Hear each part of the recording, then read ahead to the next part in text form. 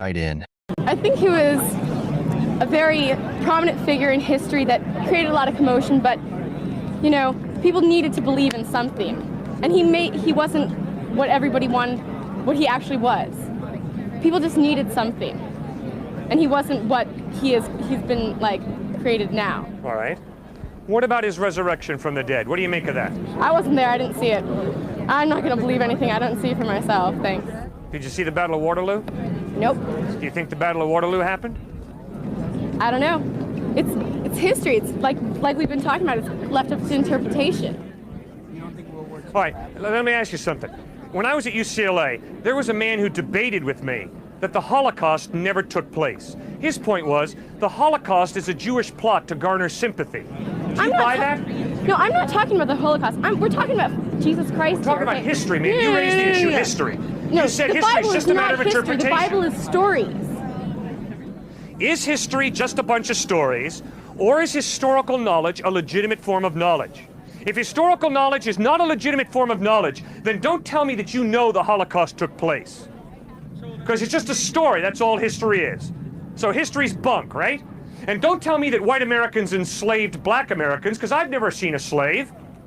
So if you really buy into this idea that history's bunk, don't tell me that black Americans were ever slaves here, because I never saw a black slave. For myself, I am convinced that history's not bunk. I am convinced the evidence is the Holocaust did take place. I'm convinced the evidence is that black people were enslaved in the United States, and I hate that slavery. And I'm not going to kick back and say, well, it's all a matter of interpretation. No, it's not.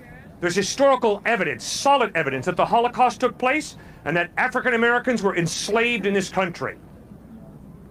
Wouldn't you agree? I agree with that. That's not what I'm arguing. You're deviating from the point. Why should I believe that Jesus was resurrected? Because the historical evidence is that he really died and he really rose from the dead. You give me some medical records and I'll believe it, okay? You show me Jesus Christ's medical chart, I'll buy into it. I'll be a Christian today. Ma'am, they didn't keep medical records in the first century. Oh, that's so convenient, isn't that? That's wonderful. No, rather, it's real convenient for you to say, knowing full well they didn't keep medical records in the first century, it's so convenient for you to say, all right, if you give me the medical records, then I'll believe. Talk about convenient. Give me a break. Come on, man, let's be honest. How convenient of you to say, unless we have it on Polaroid film, I can't believe it, knowing full well they didn't have Polaroid film in the first century. How convenient of you to say, well, show me the medical records from NYU Hospital, and then I'll believe Jesus rose from the dead, knowing full well NYU Hospital did not exist in the first century. Come on, man. Homer, Herodotus, Sophocles, Plato, Aristotle, show me the medical records for them, will you? Historical knowledge is not based on medical records, ma'am. It's based on the trustworthiness of eyewitness testimony. And the eyewitnesses is that Herodotus and Aristotle and Cicero and Virgil really lived. They're not just figments of people's fertile imagination.